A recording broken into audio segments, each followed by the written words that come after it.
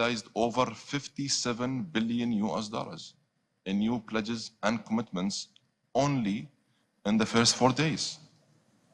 30 billion in a new custom-tailored UAE catalytic fund. 725 millions for loss and damage. Shaking off the criticisms, the COP president reeled off some of the successes for the first 4 days of the meeting.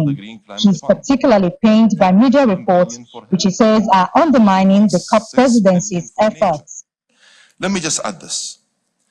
I know that there are strong views among some parties about the phase down or phase out of fossil fuels.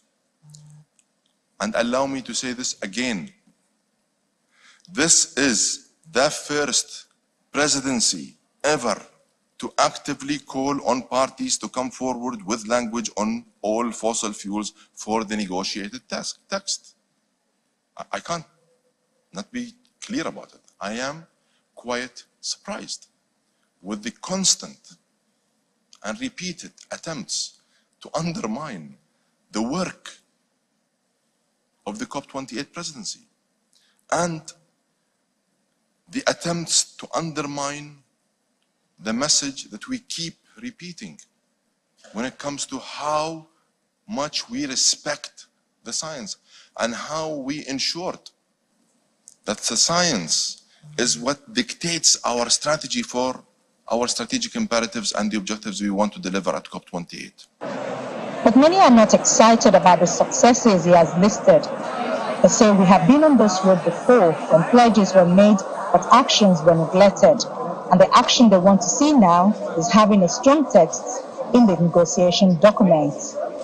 To this, we would urge caution, because these pledges are not necessarily additional. And this is of vital importance to understand, because in some cases, the funds that are being announced to go to loss and damage are effectively being taken away from funding that might go for climate adaptation, for instance, or wider development finance objectives and the SDGs. This is unacceptable, given the commitment historically that climate finance be additional. Accessing the limited funds by vulnerable groups have been a difficult task. The loss and damage concerns still remain over the fund's regulations and the decision to put the World Bank in charge of operating it, with some observers worry will end up benefiting rich donors. Knowing the antecedents of some of these banks or some of these organizations, it is going to be very difficult for a grassroots organization to be able to access this fund, and that is our own challenge. But like I said, African women do not want the issues of loss and damage funds to be loans. We want it to come in grant form.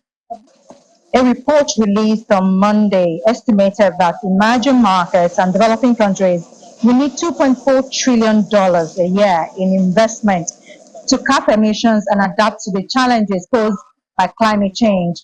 Eyes are now on the negotiating document to see how it will help resolve this issue.